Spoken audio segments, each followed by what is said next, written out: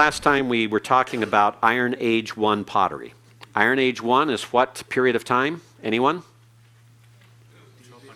1200 to 1000 BC. 1200 to 1000 BC is the Iron Age. And this is the period of time then when you're dealing with the beginning of the monarchy following the end of the judges. And so we're getting into the purely Israelite period of history. And then we have Iron Age 2 that goes from what dates? 1000 BC to 586 BC. 586 BC is the date for what? The destruction of the temple in Jerusalem by the Babylonians. So that's Iron Age 2. So the Iron Age here is that period of time in which we're dealing primarily with the nation of Israel in their land.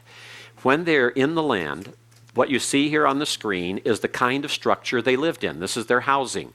It was normally a two-storied type of an affair where the bottom floor was used for taking care of the animals. It was the corral for the sheep and the cattle. The family quarters were on the second floor, and on the top, on the flat roof, is where they laid out the bedding for drying. They collected the wood to have it dry in the sun and be ready. Many other things they do. You see on there also a roller that was used for crushing and repairing the roof, the lime plaster that was laid across the roof structure to keep it dry, to keep the house from leaking. You can see here in this picture a number of storage jars or amphora that are on the second floor in an area and also on the bottom floor. You can see that the cooking area here, at least at this time of day, is outside. Now there would be an inside type of cooking area for some parts of the year and an outside area for another part of the year. And you can see the lady out there in the courtyard cooking something on a pot over a fire. Now, in this period of time then, we're looking at jars that have more of an elongated rim and carination. The carination is the ridge along the shoulder that you see there. And these are primarily handleless, and they have a rounded base, And they typically contain white calcite grits. Remember the question, when do white calcite grits first appear? Late Bronze Age, 1550 to 1200 BC. Aaron? Going back to the building, the roof. Yes. Was that slanted, or how did they keep water, rainwater, and things like that off? First of all, they didn't have a whole lot of rain, and so they didn't have to worry a lot about it. They would normally have just holes punched into the wall at the base of the wall there, right flush with the surface of the roof, and it would be maintained flat enough that it wouldn't collect a lot of water there. It would run off and go through the drains out over the side of the wall. Okay? So we're looking here at also white calcite grits being present in Iron Age 1 pottery. So these begin about 1550. Just in the pre-Mosaic period there. Moses and the Exodus around 1445 BC. And so just prior to his birth, 1550, we have then in Palestinian pottery, we have these white calcite grits. They continue on into Iron Age 1. There's a number of variations in the vessels. These types of vessels here that you see are those from Shiloh. These were storage jars at the site where the tabernacle was once kept. And these are collar-rimmed storage jars. They're blackened because of fire due to a destruction, probably done by the Philistines in their attack at Shiloh in the 11th century BC. The Shiloh pottery also includes the different types of vessels, including the whole mouth jar that you see there at the bottom. You see two of them. Here's one with handles on the sides that's globular type of construction, and a whole mouth jar here as well. Now these metal stands are modern. They're not part of the original find at all. That's just for display purposes. And the difference in the coloring on the outside of these jars, the white areas are where the pieces are missing, and those are supplied as fill using plaster of Paris to give a full construction. And so these have been all put back together as closely as possible to give an idea of the original size, original shape. It's quite a task to do that. If any of you are interested in putting together puzzles and love doing such things, there are museums that love to have people involved in reconstructing pieces of pottery. Let's go to Iron Age 2. Iron Age 2 is 1000 to 586 BC. There are a number of changes. You have a globular-shaped vessel with a much lower carenation. Halfway down, instead of 2/3 to 3/4 of the way up from the bottom, halfway you have a carenation here.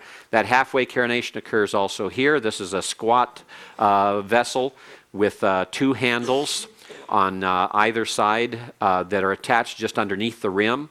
Here you have one that is kind of awkward. It's not totally the S shape that we've been used to seeing. In fact, you can see in all of these, the S shape is pretty well gone. The top of the S is barely here. It doesn't curve around, and it's not here, and the sharp carenation destroys the smooth flow of the S shape we're used to seeing in the earlier types of pottery. And the bottom one down here, the S shape is totally gone. It's not there. You have more of a vertical, almost a whole mouth effect here in this one. And it looks a little bit cruder and rougher. Indeed, it could be.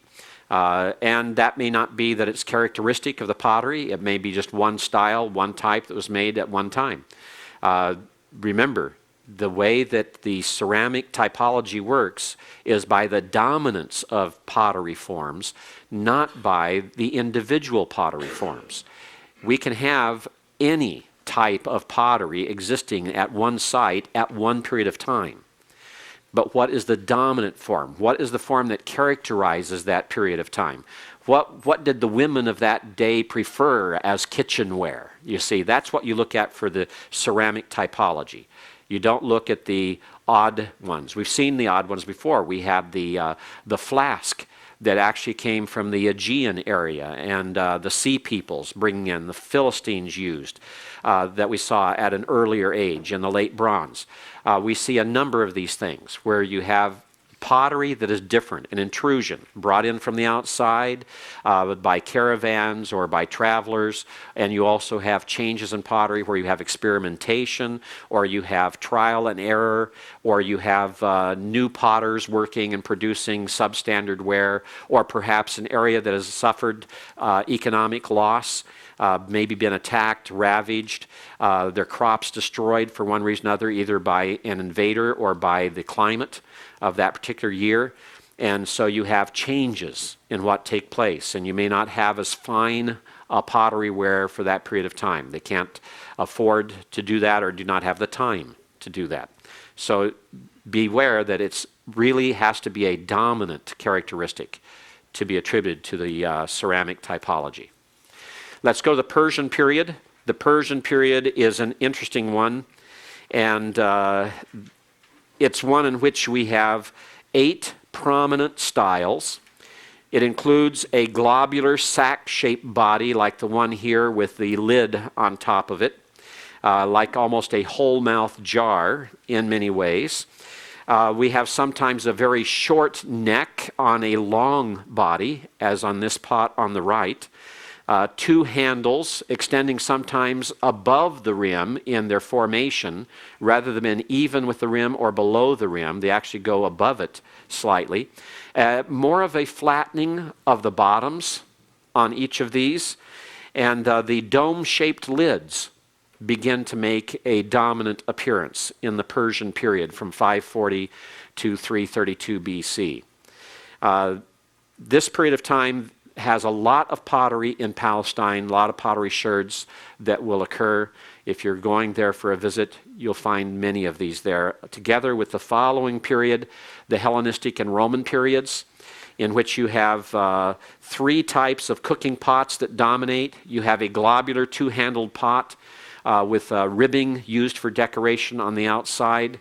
Notice the delicate handles. The handles are becoming a little bit more delicate rather than heavy It's more for decoration than it is for function. Notice the very thin body of the pot. It's very even. It shows that the pottery wheel itself is of good quality. You have high speed, and that you have a skilled artisan that it's at work.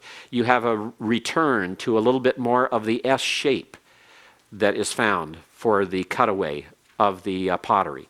The Hellenistic casserole dish, as it's called, makes its appearance in this period of time. A very wide-bodied vessel that would be used in cooking on top of the stove. And you'd cook meat in it, boil meat in it, cook vegetables in it. All kinds of things to be done. It's a multi-purpose pot. It's called a casserole dish just because it reminds us of modern casserole dishes. It has nothing to do with them using casseroles at the time. Yes, Aaron? Would there be something comparable or mass production during this time, or would that have been even before this, as far as pots and things like that? The question has to do with, would there be mass production of pottery at this time or before? There was probably mass production of pottery way back, probably even as far back as the Middle Bronze Age. The reason for that, saying that, is that in some excavations there's an overwhelming amount of pottery that would appear that there was so much pottery available at one particular period in time when a destruction takes place that it boggles the mind about how much there was and what was being used. And so you have to have a group of people that are dedicated to that task, that's their vocation, and produced pots and sold it to the others. And they probably had others working in the shops with them, or they had families in one section of the city where a whole section of the city would be known as a potter's area. That is even true today in the East, the Far East, and the Middle East. In Bangladesh, if you wanted to buy pottery, you knew which part of Chittagong you would go to find pottery, which part you'd go to find umbrellas, which part you'd go to for another thing. So you have these castes, perhaps, or these guilds of artisans or workmen who would live in one area because they would be working together. Sometimes they were related in families, and sharing businesses, trading amongst each other, helping to obtain the clay for the pots, perhaps using a community kiln, all number of ways it's doing it, and then producing large enough quantities that they would actually have stacks of them empty in various facilities and then selling them in the bazaar. So yes, there was mass production. And this is especially true in this period. In the Hellenistic and Roman time, we know of it from even the writings from the period that this mass production did take place. The third type is the frying pan. And yes, they probably did use it for frying. It's even has a place for a handle on it. It was used of bone or wood inserted in it. And that makes its appearance of this period of time. So these three kinds of pots in the Hellenistic and Roman period kind of round out the biblical period up through the New Testament, because we're going here from 332 BC up to 324 AD. Yes? When we give the titles, Bronze Age, Iron One, are those titles specific just to the Palestine area? Okay, are the titles like Bronze Age, Iron Age specific only to the Palestinian area? No. The dates are specific. But you can use those same terms if you're dealing with Chinese archaeology, or if you're dealing with Australian archaeology or American archaeology. You can use the same type of terms, but you'll have different periods of time depending on the dominance of certain technology and characteristics. The original concept or idea of this actually comes from one of the older Greek writers. I believe it was Hesiod. In his Metamorphoses, wrote about the different eras of time, beginning with the Golden Age and moving through the different periods of time. And that concept or idea caught on and began to be applied very early to historical eras. And when it came into modern archaeology, about the time of William Flinders Petrie, around the turn of the 19th and 20th centuries, you have a new terminology developed to fit the ceramic typology, and then the dates are specific to whatever region you're dealing in.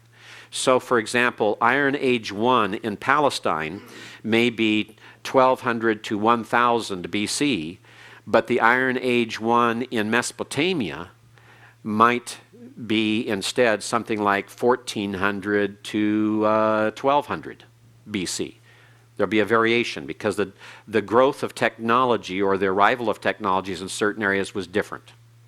And so the before Common Era, that's a newer term, isn't it? Before the Common Era, BCE, that's just a secular way of referring to BC instead of saying before Christ.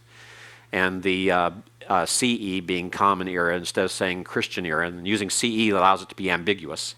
So you can do with it what you want, but it avoids the AD. That's all it is. Okay, that's common secular approach that is used quite a lot. And the Jewish system will follow that because they don't believe that Jesus was the Messiah. Okay, yes? The previous slides, the reconstruction, Israelite house, the people looks like head coverings, like Arabs or kind of Israelites. Right here? Yeah. Right. That's probably what they wore even then. Right. So it's, right, yes. Cultures remain pretty static in some parts of the world. The more ancient the culture, the less modern the culture, the more set they are in certain cultural standards and practices.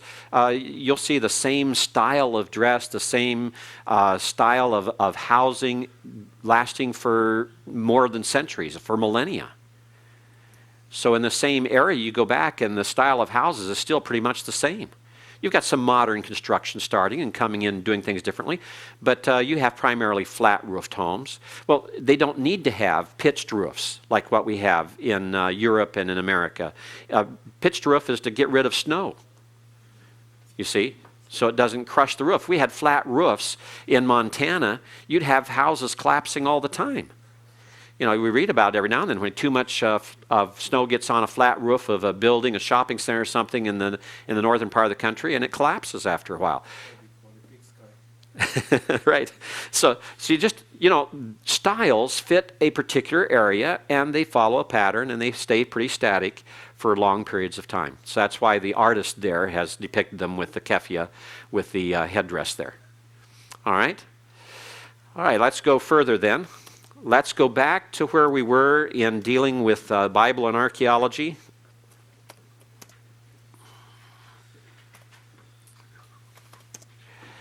And pick up with page 58 of the syllabus on cross-referencing with other remains. And we'll be following along here on into circles of evidence as well, following that on page 59. When we're talking about the contributions of archaeology to our understanding of Scripture, the interesting thing is that we, at this point in time, have so much archaeological evidence from the ancient Near East to collate and to try to assimilate and try to figure out what gives us any picture of things that are recorded in Scripture, that it takes a lot of work to keep up with it. And there's new things coming out all the time. And sometimes it's not something new, it's something that was discovered 100 years ago, but just wasn't published fully. Or that they did a new excavation on a site and they have a new interpretation of the evidence. And so everything has to be rewritten that was talked about before. The picture here that I'm using as really a picture of the temple, this is the temple of Herod's day, an artist's reconstruction of the temple in Herod's day. But I want to talk to you about the temple of Solomon. So there's a disharmony here, an anachronism in the picture I have up here. I used it because all the pictures I have of the Solomonic temple are too dark. This one I needed something light to just be a background, and I just tossed it in there. It's on the same site, it's just a different form. So don't get wrapped up in the picture, get wrapped up in the thought, all right? Freestanding pillars. Remember, you have two pillars in Solomon's temple, and they're given names, remember. You have Joachim and you have Boaz. And you look at those pillars and those freestanding pillars. There's nothing, they support nothing. There's no roof on them, resting on them. It's a freestanding pillar. We see that in temples found from the same period of time, from that period that would be from, say, 1000 BC to 586 BC, Iron Age 2. We have freestanding pillars in temples at Hatzor and Tel Tainat. Tel Tainat is in Syria. We have bronze wheeled stands found at Megiddo and at Kition in Cyprus. We have a great bronze basin, like the great bronze basin that was called in the Old King James the Bronze Sea, the huge vessel sitting on the backs of cattle with water in it from where the priests would get the water for their ablutions in the temple. We have those same type of great bronze basins at Muzasir and Tel Tainat in the Syrian temples. Supersized temple following the same pattern at Ain Dara. I'll show you some pictures of that a little bit more. That's also in Syria. Lions, cherubs, and palm trees and the decorations found at Ain Dara. The same decorations we have described in 1 Kings chapter 7 for the temple. We have a courtyard, an altar, and we have different sanctuaries. We have a holy place and we have a most holy place, where the sanctuary is divided into two compartments. At Tel Kasil, we have that same type of construction. So what we're talking here about cross-referencing with other remains, when we begin talking about something specific, something concrete in the biblical text, like the Temple of Solomon, with its very detailed architectural description in 1 Kings chapter 7, then we have something to look for in other temples that are being excavated. Does the Solomonic temple have basically the same type of architectural elements as other temples from the same period of time? That's the question. And the answer is yes. Darren? Liberals sometimes take that and then make it to show that there was no uniqueness about Israel, that God didn't really prescribe this. I mean, why would God prescribe the exact same sort of things that are done in other nations? Okay, good question. The question is, and I'm repeating it here for the recording, the question is, does this cross-referencing of temple types and architectural elements with the Solomonic temple then contribute to the liberals' argument that the religion of Israel was not unique and the temple was not unique, and therefore it's just a development, a natural evolutionary development of religion, and there's nothing special, supernatural, or specific to Yahweh or God in it. Indeed, some would even say it's syncretistic, and that the elements of the palm tree, the cherubs, and the lions are borrowed from other religions and freely contained in the temple, so that it is not a unique religion. It's a syncretistic religion. You look at that and you say, well, that sounds great to those who might want to denigrate the religion of Israel at that period of time, or to try to demonstrate that they had already departed from a prior standard, or that there never was such a standard. We have to remember that everything that God does has an accommodation factor. When God speaks, how does he speak? He speaks in the language of men. Why? If he does not speak in the language of men, then how can men understand? All right? He accommodates himself in the words of Scripture. Scripture itself is an accommodation to communicate as men communicate, as mankind communicates. Therefore, you have this accommodation. When you have a temple built, do you have a totally new structure that is totally unknown? No, God allows the same materials to be used that are used for other houses and other buildings. He allows the same architectural elements because they're architectural elements that are specific to that climate, to that geography, and to that region or culture. The difference is in the purpose. And the difference is in the overall instructions God gives. And here, the lions, the cherubs, and the palm trees aren't representing other deities. They're representing the God who gives life and is in control of all life, from the supernatural realm of spirit beings like cherubim and seraphim and angels, all the way down to mankind, the animals, and the plants. And so it's a common motif in the temple to have these pictures. Remember, it was in the tabernacle itself. God was the one who instructed the people through Moses to build the Ark of the Covenant so that there were cherubim sitting on the lid of the Ark of the Covenant. and to weave into the curtains the figures of the cherubim. Those are the same creatures that he has guarding the Garden of Eden when Adam and Eve are cast out of the garden in Genesis chapter 3. They are real creatures. So therefore, this is just a part of the story and the reminder of who God is. The similarities are the similarities we have, the same as you and I walking around. We have 2 legs and a head and 2 ears and 2 eyes, just like anyone regardless of what religion they hold. There's a similarity. We are all human beings. And you have buildings. Buildings have to have certain elements about them. Buildings have to have walls. Walls do not stand well if you curve them. All right? They stand well if they're vertical. So that's just a common sense thing. And all the buildings are going to have flat roofs, easiest to maintain in that area. You get up on the roof to catch the breeze of the evening because you're in a hot, dry region. That's relaxing to be on the roof. It has a functional purpose. That's where you can put the bedding out in the sun to dry and to air out. A number of things it performs in having that type of function. It allows you to have a place where you can put grain and other things out of the reach of marauders and keep it within the boundaries of your house. And have it in an area where you can have someone guard it. The children can be guarding it from the birds taking it away.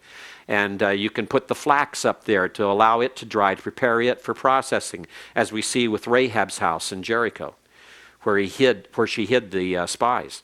So there's commonalities that are going to be here, just because of the situation. The rest of it is communicative accommodation. Okay? We'll go through some more of that here. Look. Let's look at a little bit more. This horned altar at Beersheba. This is actually a reconstruction of the actual altar that was found there. I took this picture in '98 at Beersheba. But it gives you an idea of what is meant by a horned altar. And the raised corners there are partly designed, but partly to be able to have a place to evidently tie a sacrificial animal, to tether them to the side of the altar, to keep them from running away until you take care of them, or to tie something up there on the top of the altar. Some have suggested that it was necessary to tie down things in case the wind came up, or if they have the animal being burned up there and it's already dead, but the fact that sometimes it begins to expand, the body and the meat begins to expand.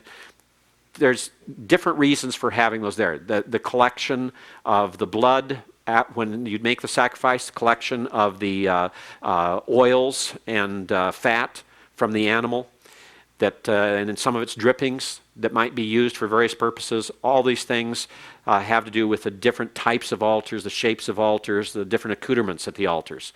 But the horned altar seems to be either just for show, or it is for tethering the live animal to it.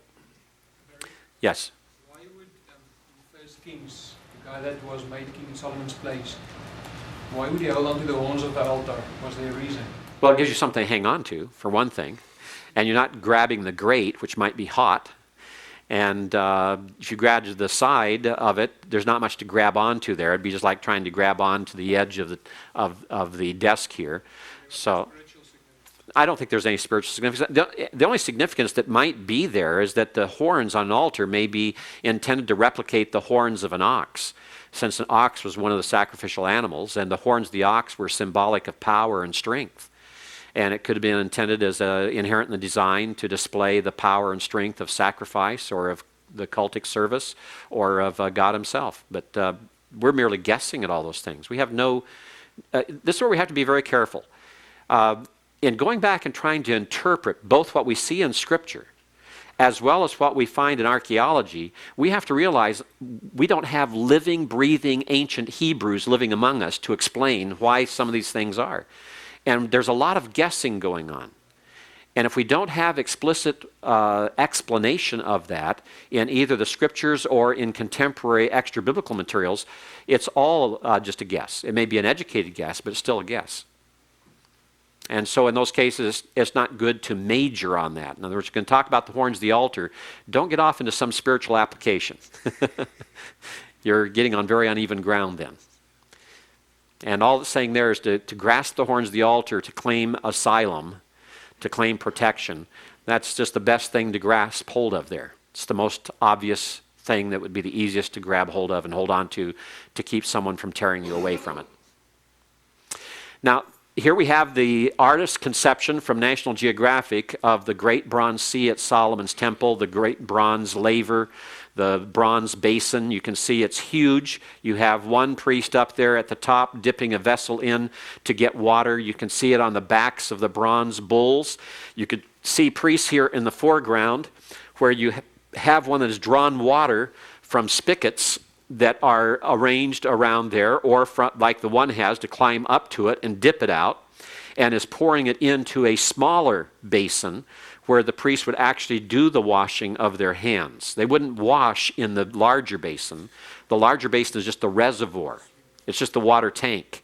But then it's transferred from that tank into these smaller mobile stands that have wheels on them that can be pushed around the courtyard and taken from one place to another wherever sacrifices are being made, wherever the priests are, so that they might do their ablutions, where they might be wash the blood from their hands or wash themselves as they enter the temple area to perform their services, to make certain they're ritually clean in serving. So those are the things we're talking about here. This is an example of the same type of stand. This was found at Kition in Cyprus, and Kition is also known as Larnaca. It's exactly the same type of stand described in 1 Kings chapter 7, verses 27 to 37. When we were translating this in Bangladesh, the translation team kept asking the question, what is the writer describing here? What is going on? I went to the Zondervan Pictorial Encyclopedia of the Bible, pulled it down, and went to a color photo of this exact same stand, laid it in front of them and said, this is what they're talking about. And the light came on. Oh, well then this is how we translate it.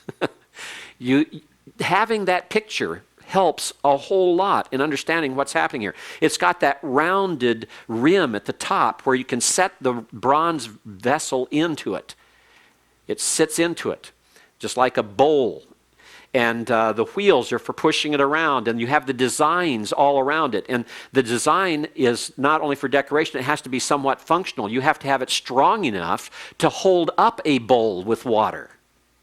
And so you have the type of construction at the corners and at the connecting points between the four different points where you have the wheels to keep it strong and to where it'll stay upright and is stable. And so you have to take all those things into account. And of course, this construction here with the pictures on here would not be the same pictures that would be used in the temple area. There, the rosettes, the geometric type forms dominated, leaves and vines dominated, palm trees dominated. You didn't have pictures of individuals like you do here in this Greek example from Cyprus. At Ain Dara in Syria, you have a temple area that is supersized, as we said. It's like going to McDonald's and asking it to be supersized. It's much larger than Solomon's temple's dimensions, but it has the same general layout, and it has basically the same balance. It has the what do you call it? Not symmetry, another word. Ratio, the scale and ratio. The scale is larger, but the ratio is the same. In other words, the front to back and the side to side, when you compare those, the ratio between the two are identical. It's just larger. So that if you have something that's 6 feet deep and 3 feet wide, if you go to 12 feet deep and 6 feet wide, you maintain the same ratio. But one is twice as large as the other. And so here you have something that's larger than Solomon's temple, but it maintains the basic same ratios in the measurements of the various parts of it. And here at the main entrance, you can see an individual standing right here, so you get an idea of the height. His head is up here in the dark area. His belt is here in his elbow, and then his pants and feet here, so you can see what about the approximate size. So you're going up here about 2 feet into the temple area, up these steps from the outside. On the entryway here, these are the remnants of what were cherubim. These were winged creatures having the body of either lions or bulls and the heads of one or the other or of human beings, like a sphinx on it. Ain Dara is far north in Syria, near Aleppo. You can see Tel Tayanat there, just near Al-Alaq. You can see Hamat and Damascus and on down to Jerusalem, so you can get an idea of where we're talking about. And this is from the same period of time. This is Iron Age 2, early Iron Age 2, a period of time from about here in this area, they figure from between 1200, 1100 BC down to about 700 BC is the date given for the temple at Ain Dara in its function, its building and function. So it dates back the same period of time. In the lower picture there, you see the winged creature that has the body of either a lion or a bull, the wings of an eagle, the face of a human being. That's your cherubim. That's a cherub there, and it's at one of the entrances into the temple area. When you look at its construction, you see Solomon's temple with the freestanding pillars there at the front, and you see the same columns at the front of the temple at Ain Dara. So I've given you the artist's depiction of what it looks like from the outside in 3 dimensions on the right, and the middle is your schematic of Solomon's temple, and then on the left you have Ain Dara. You can see the Holy of Holies, the shrine, also known as the Debir. You can see it's in the back part. And you have a main hall, the Haikal, the temple area, the holy place that's within it, and an antechamber in the Ain Dara temple that could also be in the Solomonic temple by some readings of the text, or it could be that it's missing. Some think that the entrance from the column area into the main hall in Solomon's temple may have had kind of a gate-like affair of 2 rooms on either side, just like you have in the antechamber at Ain Dara. Depends on who you pick up and who you look at. And part of that's gauged by the text itself, and part is gauged by trying to explain some of the difficult terms in the text. One of the difficulties in translation, Bible translation, is how do you translate technical ancient Hebrew architectural terms into comparable architectural terms that are in another language, whether it's English or Bengali or German or Spanish or Swahili or whatever. How do you do that? It's not always easy. It's very difficult at times to try to find out what would be the equivalent. It takes a great deal of study on these. And in some of those areas, we're still guessing because there's not enough lexical material. We don't have that many occurrences of technical architectural terms in ancient Hebrew. 1 Kings chapter 7 just about exhausts the totality of what's available. Here's an artist's reproduction of what Ain Dara looks like in its layout. And they have something here that's a little bit different than what you see in the other temple areas. And here you have the footprints of the god, giant-sized footprints that have been carved into the flooring at the entrance into the temple where you have 2 feet. And then he steps forward with the left foot first and then the right foot as he enters the main hall. Now, there's been a lot of question about this. Why the left first in entering the antechamber and the right foot into the main hall? Wouldn't you enter the temple area with the right foot first? The right side, in biblical terms and in ancient Near Eastern terms, even modern Eastern terms, is the cleansed side, the clean side. The left side is the unclean. I think I mentioned it before, but part of the process here is that they assumed that people would use their right hand for eating and the left hand for personal cleansing. When you didn't have toilet paper, use the left hand and water. And that's why, if you're visiting Bangladesh, you don't extend your left hand in greeting to people in Bangladesh. Now, they have toilet paper nowadays, but they still use the fota, they use the vessel of water and the hand primarily, even some of the upper class housing. That's just tradition. And so if you're born left-handed, you've got a few things to learn. You've got to learn how to eat right-handed. You've got to learn how to greet people right-handed. All those things, because the right hand is the clean hand, the left hand is the unclean hand. Even if you no longer practice those things with the left hand, it's still so set in the tradition and culture that you don't extend it that way. That's why in the scriptures you have the right hand is the right hand of blessing, the left hand is the left hand of cursing. You go to Shechem, you stand there where you have Mount Ebal and Mount Gerizim, you face the east, the direction of the rising sun, and you can determine which mountain is the mountain of blessing, which is Gerizim, and which is Ebal, the mount of cursing, because as you're standing there between the two mountains and facing the east, your right hand, the clean hand, is the southern mountain, and that is the one that is Gerizim, and the left hand is the mountain of the cursing, Mount Ebal. So all of these things play in together. They fit throughout Scripture in different ways, and they fit the culture. It's not just in Israel that you have this cultural element. It's throughout the entire ancient Near East. And so here you have the right foot is the one that's second, because the main hall is where the main holy area is. That's why. So you enter the antechamber with your left foot, reserving the right foot, even though it's here stylistic and just figurative of the God being present and walking into his house, his temple. The right foot is the one that is on the threshold of the holy place. And you say, but wait a minute, doesn't he have to step into the holy place? What foot does he step into it with? Well, notice there's no other footprint given. You don't bother with such details.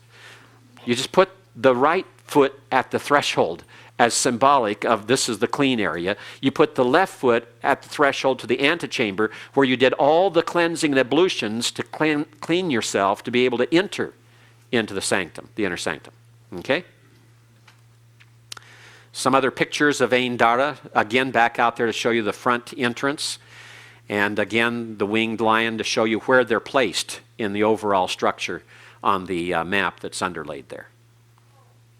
So when we talk about Solomon's temple fitting the same style and type of architecture as other temples the same period of time, Ain Dara is one of those that would be appealed to show that. Now, the positive part of this is, aside from any syncretistic issues like what Darren raised here, the positive part is it's perfectly fitting for that period of time.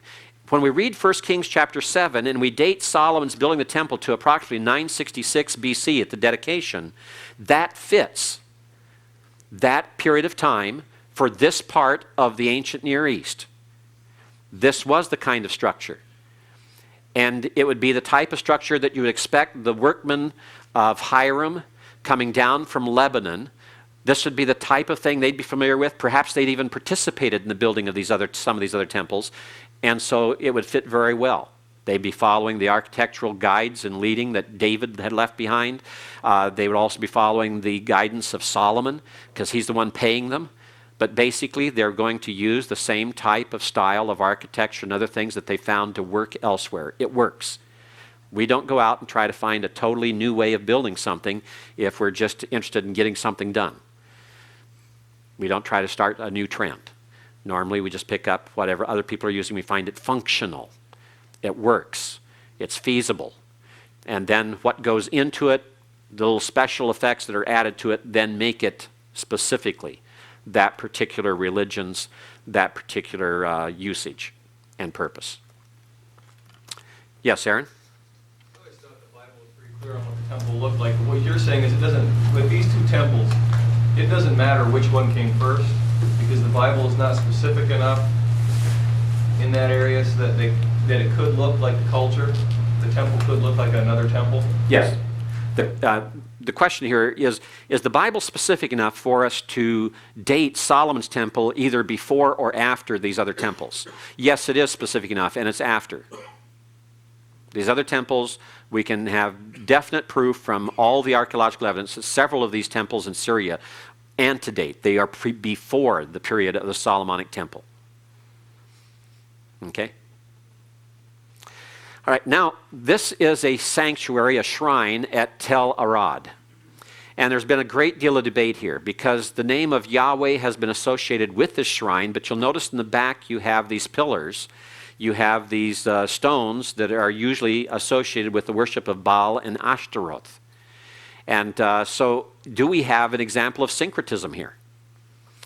Do we have the name Yahweh associated with Canaanite practices, or do we have Canaanite practices associated with the worship of Yahweh? And I would say, yes, we do. And I think that the date for this particular shrine is somewhere around the 6th century BC. It's just prior to the fall of Jerusalem to the Babylonians.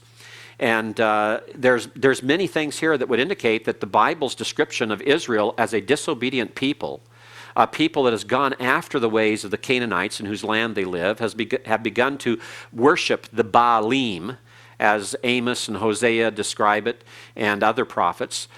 This is exactly what we'd expect to see. We'd see a mixture. We'd see them mixing the elements of Baal worship with the worship of Yahweh. It's the same thing we saw with the golden calf, mixing Egyptian idolatry with the worship of Yahweh at Mount Sinai in Exodus chapter 32. By disobedient people, disobedient Israelites, going contrary to God's teachings, going contrary to his word. And why were the Babylonians destroying Jerusalem? They were destroying Jerusalem because God was saying, you have broke the covenant with me, therefore I'm breaking the covenant with you. I'm bringing upon you the curses of the covenant that I made with you. And that means you're going into exile. You have been disobedient. What else would we expect to see? Is this characteristic of Israelite worship at that time? Yes, it's characteristic. Is it true worship? No, it is not true worship. The true worshipers were in a distinct minority and would not be associated with this shrine at Arad. It's only when we begin saying this is true Yahweh worship that we begin to really create problems for ourselves with both the interpretation of Scripture and the interpretation of the archaeological evidence. Let's talk about the circles of evidence that start on page 59 of the syllabus. In these three circles described by Edwin Yamauchi in The Stones and the Scriptures, we're looking at three basic kinds of materials that are available to us. The first on page 60 is that of tradition. Tradition is basically the biblical text itself. We're looking at it and saying what it says. So here you have the Nash Papyrus, copy of Exodus chapter 20 and Deuteronomy chapter 6, found in Egypt. And as you're looking at this, that is the tradition. The biblical text, the biblical account, represents the tradition that has been received and passed on about the historical events, the people, and the places of those times. That's tradition. Tradition is the record that has been passed on orally and in writing. And we have that in the documents. Now, we go to the material evidence. The material evidence has to do with pottery. It has to do with the stones in the streets. It has to do with the stones in the walls. It has to do with those cherubim. It has to do with various things that are found, whether it's an ivory pomegranate for decoration, or whether it's a spear point made of bronze, or whether it's a flint knife used as a sacrificial knife at one of the shrines or at the tabernacle or at the temple. Those are the material pieces of evidence. And then the third circle of evidence has to do with inscriptional evidence.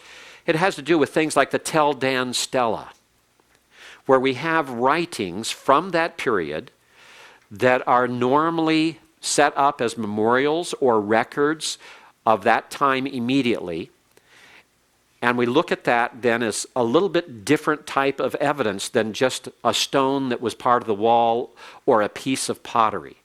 This is something that speaks more because of the words that are on it, the language that is chosen, the vocabulary that is used, the grammar that is used, the record that is given. This inscriptional evidence, whether it's inscribed on stone, or whether it's scratched into a piece of clay, or whether it's written on a piece of pottery, this is inscriptional evidence. When we have these three circles of evidence, then as we look at it, when we're trying to confirm something that is given in the tradition, in the Scriptures, we wish then to try to have them overlap in all areas. If you have the tradition all by itself, then we don't have any substantiation of that to confirm our faith in it. If we have only the material but nothing to associate it with directly, we're left without any real tie. But if we have an inscription at least gives us a time, and it may be something totally unrelated to Scripture. This is why the argument that it ought to be called Near Eastern archaeology, Palestinian archaeology, Syro-Palestinian archaeology rather than biblical archaeology, because most of the finds have absolutely nothing to do with the tradition or the biblical text itself. So the ideal is if you have all three circles overlapping completely, as in point 7 in the diagram. If we have something that shows up where we have the tradition overlapping with the inscription, overlapping with the materials, then we have something that is a more solid confirmation of the event in Scripture or of something else. You take the 2 silver amulets, the picture of them there in your syllabus on page 62, the silver scrolls that were in an amulet found at Ketef Hinnom outside the city of Jerusalem in a burial area about 1976. Found in situ so that when it was uncovered and all the materials around it could be clearly identified, clearly dated to between the 6th and 7th centuries BC. So we're looking at something that goes back into the 500s or 600s. In other words, it goes back to before the destruction of Jerusalem by the Babylonians. This is pre-exilic. We have everything coming together. We have the material. It is in a tomb. And we have the tomb is clearly defined and identified in its function, in its purpose, in the elements of human bones and fragments found inside the tomb, in the fill that was there, and other things found within the tomb that can help identify it and put it in its right time frame. Any coins or anything else found in there would help with that, pottery and all the other things. We have inscriptional evidence. The amulets themselves are a piece of material that is not intended to be Scripture itself, is not really part of the tradition, but it so happens in this case that the inscription is citing the tradition. It is a quotation of the high priestly prayer in Numbers chapter 6, verses 24 to 26. So here we have all three circles of evidence coming together to where they overlap completely. That 7th area up there. This helps us to be certain that Numbers chapter 6, for example, then had to be written before this period of time. It had to be canonical, accepted before this period of time, to be used in an amulet, to be worn as a charm around the neck. All of these things help us to establish something that is very interesting and very helpful. You look at the Tell Dan inscription up there on the upper right. It's an inscription. It's associated in a tell where there's plenty of material remains that it can be identified in the various periods of time. You have a middle bronze gate there that dates back to the patriarchal period. You have all the different things that are there. The Tell Dan stela can be dated specifically from the content that is there, written in Old Aramaic, that it's written around 841 BC. And it mentions the house of David. So now we have an overlapping of the tradition in the Scripture about David being a king of Israel and the house of David being a significant dynasty in Israel. And we have an inscription that can be clearly dated and associated with other materials and finds at that location in situ that helps us to date this back. It'll be after the time of David, but yet it confirms that at least in 841 BC, they knew of or believed that there was such an entity as the house of David. And that then argues against men like Israel Finkelstein, who says David is a myth, a legend, like King Arthur. He never existed. Well, if he's a legend and a myth that never existed, why is his name used here? And this is not the only time that we found the name of David in archaeological finds. Interestingly, this one find was first touted as being the first. And then later we find out that there were at least 2 other finds that had been made previous to this, but had just never been made known generally. It had not been published. Who knows why? We don't know why. Question, Sean? Yeah, I was curious. On the Tell Dan stele, I thought that there was a little bit of debate over whether it really said House of David, or, I mean, is that debate still going on, or is it? Okay, good question. What about the debate about whether it says House of David on the Tell Dan Stela? There is a debate, and it has been going on, and right at this point in time, I would say that probably 2/3 or more of archaeologists, Hebraists, and scholars, don't have to be biblical scholars to be included in that, don't have to be either Jewish or Christian, just anyone involved in the study of that area, 2/3 or more accept it as an authentic reference to the House of David. There are several different points of argument there. That there are word dividers normally put in the text. That's the first point. There's no word divider between Beit and David. But if you look in the rest of the text, there are other construct forms where you have two nouns in construct, where the word divider is also omitted. And so it appears that when you have two nouns joined in construct, the word divider at times would not be used. And so that helped to reconfirm that it is a correct reconstruction of what is said, and it's not some other name that maybe just looks like the House of David. If you look in your textbook on Face of Old Testament Studies, on page 52, you're told a little bit about the finding of 3 pieces of basalt. There's 3 pieces to Tell Dan Stela, not just one. I've shown you the one. This is called part A, fragment A. Were found in 93 to 94. They found fragment A at the end of the season in 93, and in 94 they uncovered the other 2 fragments. And it goes on to say it was from the mid-9th century BC. We can date that because of the references in it. The text refers to the Israelite and Judahite monarchs Joram and Ahaziah. So we have the names of these 2 kings. So they're very specific, and we can date it very clearly. And most significantly calls the dynasty of Judah the House of David. It's associated with Judah as being the House of David. And when we look at this, it matches the time of the reign of the Syrian king Hazael, and it matches the period of time and perhaps even alludes to the events of 2 Kings 8:28 to 29. So the Tell Dan Stela helps to illuminate the tradition of 2 Kings 8:28 to 29, as well as illuminating the tradition concerning David. And so we have all 3 coming together here. Material evidence, inscriptional evidence, and tradition overlapping. That's the best of circumstances. You do not always have that. You do not always have that. Remember, the Hittites were only in tradition. We had no inscriptional evidence. We had no material evidence for the Hittites that was recognized until 1898 when Bogoskoy was discovered by Winkler. And then we finally have the material remains, and we begin to get the inscriptional remains. And it's after that that they finally discovered that actually the Hittites had also been mentioned on the walls of the temple at Karnak, the temple at Karnak. And in fact, the copy of the covenant between the king of Egypt and the king of the Hittites that's on the walls of the temple of Karnak was found in Hittite at Bogoskoy. The exact same covenant. So there was a copy in Hittite at Bogoskoy inscribed there, and there's a copy at Karnak inscribed in Egyptian hieroglyphics there.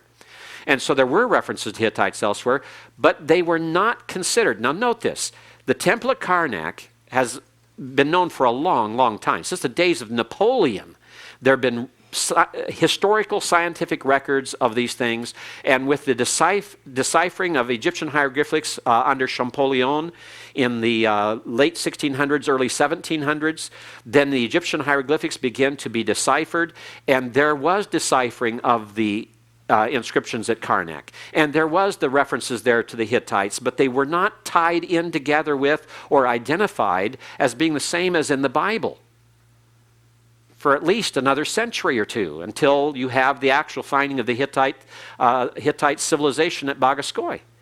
During that period of time, the critics of the scripture were saying the Hittites were mythological as well. They never existed. They're a non-people. They're an imaginary people. There are even those Bible scholars and commentators who even suggested the Hittites were nothing more than some sort of angelic offspring like in Genesis 6, and were just sent here as the devil's children to bother the Israelites and to tempt them. I mean, there are all kinds of weird ways to try to explain away the absence of evidence, you see. But remember, the absence of evidence is not evidence of absence. So today we have much in the Bible that has no inscriptional evidence corresponding to it, no material evidence being found. We don't have any material, for example, for Solomon's temple. We talked about parallel temple sites that match the description of Solomon's temple, but we don't have one stone, not one piece of artifact at all that can be dogmatically and definitely identified as being a remnant of Solomon's temple. That little piece of ivory pomegranate that you see on page 61 of your syllabus is one of the things that some people have said is the only thing that comes from Solomon's temple. But today there's a court case in Israel that argues that that is a fake. So there's no definite evidence yet. And even if this is demonstrated not to be a fake, and it is actually an authentic piece, it's still not definite that it's tied directly to Solomon's temple. That's still an educated guess. So what do? We have a tradition without any external evidence. But that does not then obviate and remove the tradition and say that it's false or that it's misleading or it's unhistorical or inaccurate. Okay, does the Samaritan temple on Mount Gerizim contribute anything to our knowledge of the Solomonic temple? Yes, it does. It contributes some. It shows us the construction, general construction layout of a shrine in Israel, within the land, that's laid out by people who at least had close associations with the Jews, although they are a mixed breed. The Jewish people mixed with Gentile peoples brought in from the time of the Assyrian conquest. Who attempted, however, to maintain and retain the traditions of the Pentateuch, the law of Moses. And so there's much there that can be gained about sacrificial system, the descriptions, and the Pentateuch. But again there, it's looking at it through the interpretation. One people, one group's interpretation of the biblical text. And so there will be differences as well as similarities. All right, so we have to, when we talk about what can we learn from it, we have to be cautious about how far do we go with what we learn? We have to be careful. Tradition like the Nash papyrus, the materials like the Philistine pottery. One thing about the Philistine pottery to point out to you here, notice the way that you have the geometric designs, you have pictures of birds, you have actually fish on here as well. There's a fish over here. You have geometric designs, you have a bird here, there's a bird over here, a bird down here. These kind of designs, the Philistine pottery, demonstrate very clearly the ties to the Aegean with the Mycenaean culture and probably give us clues as to the origin of the Philistines, who are probably the branch of the sea peoples known as the Peliset, and who came into Palestine around the 13th to 12th century BC, and eventually as they came down to Egypt were defeated by Ramses in a great battle. And some of these retrenched into the 5 cities of the Philistines, perhaps, there within the land of Israel. The Tell Dan inscription we'll be talking about a little bit more here. The area that talks about the house of David is right there. The picture has used white chalk to outline the words so you can see them, the letters of the words. And so you can see where it's placed. You can also see the 2 fragments of the B portion that have been uncovered and how they fit together. Notice that there are fragments that are missing. This is an incomplete inscription. One of these fragments was found in a later wall. So it had been picked up from the site, taken out of the soil, and placed into a wall. And it just so happened that the sunlight just hit just right on it. Someone recognized that there had to be some sort of writing on it. And they then took it, recovered it from the wall, and began to look at it, and it fit in to these pieces here. And one of the pieces was found face down in situ in the ground nearby. So there's, as we go through this area and they do further excavation and recovery, who knows, maybe more of this inscription will surface and we'll have a better picture of what's going on. But this is what leads us into the next area of how we deal with evidence, the types of evidence, because we can see here this is partial. partial, and most evidence is partial. Just another picture here that's a little bit clearer to show you the Tell Dan fragment. And then the artist reproduction, where you can see the Beit David, where you can see here the word dividers, the little dots that are placed before the Beit. This is the Beit, Yod, Tau, the Daleth, Wow, Daleth, and then the dot forming the word divider following. Okay? And just above it here is Israel, Yisrael, Yod, Shin, Resh, Aleph, and Lamed. Okay? So you can go through this and read it. It's got a lot of good material. And just to give you a quick reading here, there's something here, gives a name, and cut and made a treaty, etc., etc. My father went up against him when he was fighting at, here the guess is at Abel in the Jordan Valley. And my father lay down. He went to probably his ancestors. It's missing, but they can hypothesize that's probably what's there. Now the king of Israel entered formerly in the land, in my father's land, but Hadad made me himself king. So it's a Syrian that's speaking. It's a Syrian that is writing, probably Hazael. Hadad is the god of the Syrians. And Hadad went in front of me, and I departed from the seven what, we don't know, of my kingdom, and I slew 70 kings, who harnessed thousands of chariots and thousands of horsemen, and I killed Joram, son of Ahab, king of Israel, and I killed Ahaziah, son of Joram, of the house of David, and I set their towns into ruins, the cities of their land into desolation, and then blank, blank, other, and to overturn all their cities, and Jehu ruled over Israel, siege upon, etc. We just have portions there. But that gives you a good idea of what's here in this inscription. The fascinating thing is, 840, 841, 842 BC is the most fruitful period of time we have in extra-biblical inscriptional evidence that ties to the Bible. It's the same date for the Moabite stela. It's the same date for the black obelisk of Shalmaneser III. We're talking about 3 major pieces of inscriptional evidence that are from the exact same period of time, mentioning some of the exact same kings and sometimes some of the same events. This particular few years is rich in the inscriptional evidence, but that's a rarity.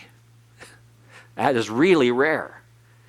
But what a group of windows to get a look at this period of time and at what the Scripture records. And so far, everything in all 3 of the inscriptions that has to do with any reference to anything that is paralleled in the Scripture has exactly the same information.